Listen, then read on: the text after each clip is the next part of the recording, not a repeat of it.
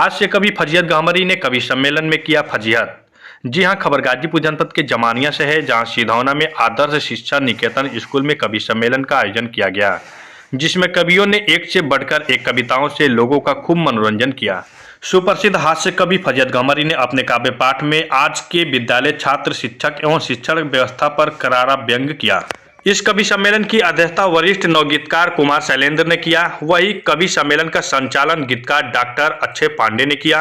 Doctor Akshay Pandey ने अपने संचालन में देश और समाज में फैली कुरीतियों पर कुठारघात करते हुए लोगों को मानवता के प्रति जागरूक रहने का संदेश दिया। इसी कड़ी में धनौता गांव के प्रबंधन कमेटी के अध्यक्ष ईश्वर चंद ने बताया कि यह कवि सम्मेलन हर साल किया जाता है।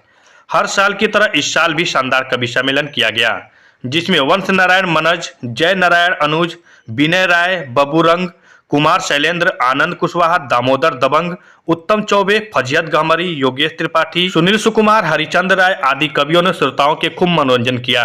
इस कवि सम्मेलन में कर्ता धर्ता अंगद जी के संबोधन के बाद यह सम्मेलन समाप्त हुआ। इस अवसर पर ईश्वर चंद, डायरेक्टर जोधन, संजय कुमार, कृष्णा, संजय मौर्य, डायरेक्टर सैयद वदूद, गुलाम अली खान आदि लोग उपस्थित रहे। आप लोग भारी भारी कविताएं सुन रहे थे। मैं हल्का करने का प्रयास कर रहा हूं। मंच को बहुत ऊंचा कर दिया गया था, मैं नीचता पिला रहा हूं। आप अपने सम्मान में एक बार ताली बजा दीजिए, मैं यहीं से चालू हो जाऊं।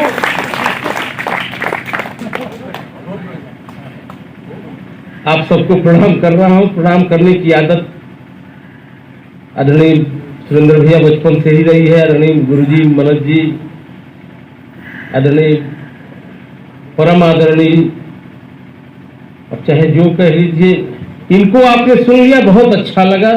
हम लोग तो अगले वर्ष भी आ सकते थे। ये अक्षय भाई आपने बहुत अच्छा किया, इनको पहले सुनवा दिया। हम लोग तो अगले वर्ष भी आ सकते हैं। आपको भी प्रणाम कर रहा हूं। दरअसल में प्रणाम करने की आदत बचपन से ही रही है। पहले जब भी घर से बाहर निकलता था, जो भी सामने पड़ जाता था प्रणाम कर दिया करता था। एक बार गाय के धोखे में सांड को माता करके प्रणाम कर दिया।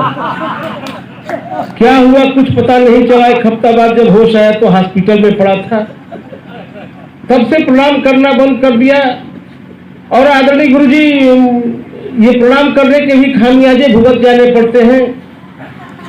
कल मैंने एक बुजुर्गवार को प्रणाम किया। छूटते ही उन्होंने आशीर्वाद दिया कि फजीहत खुश रहो, फजीहत भी खुश रहो, आबाद रहो, यहाँ रहो चाहे इलाहाबाद रहो, तुम्हें न ज्वर हो, न जूड़ी हो, न खांसी हो, तुम्हारा घर स्वर्ग जैसा, तुम स्वर्गवासी हो। अब आप लोगों को लगा हुआ कि मैं अच्छा कवि हूँ। वास्तव में मैं बहुत अच्छा कवि हूँ अक्षय भाई। यही बात मैं पत्नी से कहता हूँ तो मुझे पागल कहती है।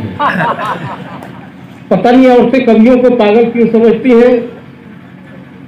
इस मामले में अक्षय भाई की पत्नी तो इनको परमानेंट पागल समझती हैं। लेकिन सही बताऊं कि मैं अच्छा कवि हूं। ऐसा नहीं कि मुझसे अच्छे कवि नहीं हुए। सूर, कबीर, तुलसी वगैरह वगैरह लोग अच्छे कवि थे, मर गए। आजकल इन लोगों के नाम पे बीड़ी और जर्दा बिक रहा है। मैं तो मरूंगा भी नहीं। सही बता रहा हूं, नहीं मरूंगा। इसलिए नहीं मरूंगा क्योंकि मैं पैदा नहीं हुआ, अवतार लिया। और आप पढ़े लिखे विद्वान जन बैठे हुए हैं, जानते होंगे कि जितने भी अवतार हुए सब मजबूरी में हुए। जितने अवतार, रामावतार, कृष्णावतार जो भी हुआ मजबूरी में हुआ। इस कलयुग में मजबूरी में मेरा फजीहता अवतार हुआ। कब मेरे जैसे हास्य के कवि को मजबूरी में अवतार लेना पड़ता है मैं बताऊं। और अच्छा लगेगा तो जोरदार तालियों से आपका समर्थन, आपका आशीर्वाद चाहूंगा। कब मेरे जैसा हास्य का कवि मजबूरी में अवतार लेता है कि पत्नी हो रण चंडिका, मैं हरि हो रण चंडिका, पत्नी हो रण चंडिका, छोटा ससुरा सार। अच्छा, अभी हमारी बिरादरी के मेरे साधु भाई आप आई गए। आप आ गए थे तो बता दिए होते, हम नहीं आए होते। कम से कम एक आदमी सही जगह पहुंचा होता है। कब हासिल कि पत्नी हो रणचंडिका, पत्नी हो रणचंडिका, चोट्टा ससुरा सार, मिले सास खूंखार, जब तब होता अवतार, फजीहत तब होता अवतार। बोलो स्वामी फजतानंद महाराज की। अच्छा, आप लोग भी मांगे कोई अच्छा कवि। कुछ बातें और करता हूँ, जुड़ने का प्रयास मैं करता हूँ, क्योंकि तबीयत ठीक नहीं है। पिछले दिनों आपने देखा होगा कि हर 2 महीने, 4 महीने, 6 महीने के अंदर कोई ना कोई बाबा पकड़ जाता था। ये सिलसिला नहीं रुक रहा था। मैंने इस पे मंथन किया कि आखिर ऐसा क्यों हो रहा है कि कोई ना कोई बाबा कुछ ना कुछ कृत्य करते हुए पकड़ा जा रहा है।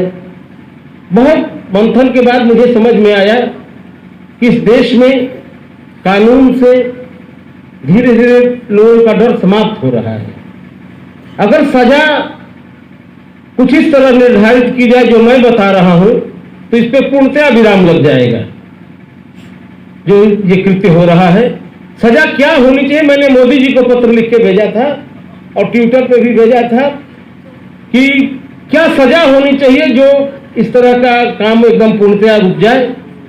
सजा क्या होनी चाहिए, एक बार मुझे ताली बजा के आदेशित कर दीजिए, मैं शुरू हो रहा हूं।